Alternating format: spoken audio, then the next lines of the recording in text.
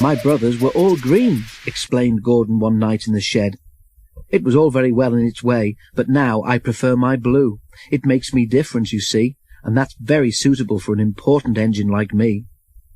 "The engines in our old line used to be blue," remembered Donald, "but nae sae dark as we are. Dougie and me never were, though. We had to be black." "I like my green too," agreed Henry. "I'd hate to be red like James. People would think I was a fire engine." "At least people can see me coming," retorted James. "I don't disappear into the background like some engines I could mention. If it wasn't for the noise, you'd need a yellow and black front like Mavis."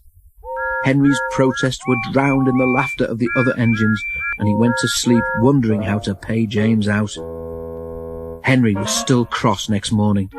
Do come along, Henry snorted impatiently. They had a fast run, but it didn't improve Henry's temper. He bumped the coaches when they reached the end of the line, and again when he backed onto them for the return journey. He simmered angrily while the fireman fastened the coupling. No one noticed a rattle from beneath Henry's footplate as he snorted away, and soon the train was running well. "Hurry, hurry, hurry," puffed Henry. Faster and faster they went. At last Henry began to feel better.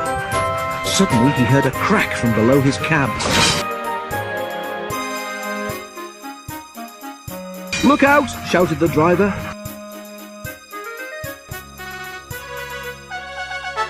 Henry stopped as soon as he could. The automatic brake halted his tender in the train some way behind. "We must drop Henry's fire," said the driver urgently. "It will be dangerous to let him boil dry now that we can't get more water from the tender." The fireman agreed.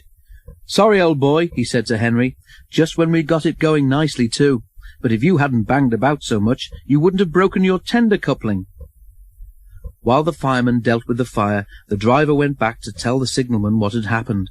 When he returned, he found Henry completely hidden in a huge cloud of black smoke which billowed from beneath his cab. The fireman emerged, choking. "Henry's fire set the sleepers alight," he spluttered.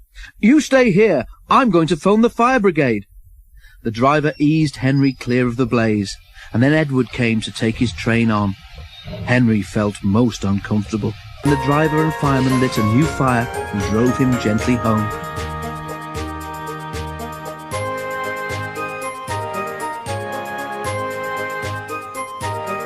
Edward, who had of course seen everything, told the others. They were careful what they talked about that night. As for Henry, he was touchy on the subject of fires for some time afterwards. But James was quick to notice that from then on, Henry stopped making rude remarks about the colour of fire engines.